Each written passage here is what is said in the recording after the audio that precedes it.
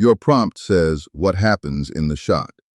The director panel says how it looks. Start with a genre and a palette, the two choices that set the whole mood. Then your light, your camera move, and your glass. 39 choices across 5 disciplines. And there's no mystery about it. The app shows you the exact sentence it adds to your prompt. Nothing hidden, nothing you can't edit around. Notice the price didn't move. Direction is prompt, craft, not another model call. It's free. When a combination works, save it as a look and give it a name.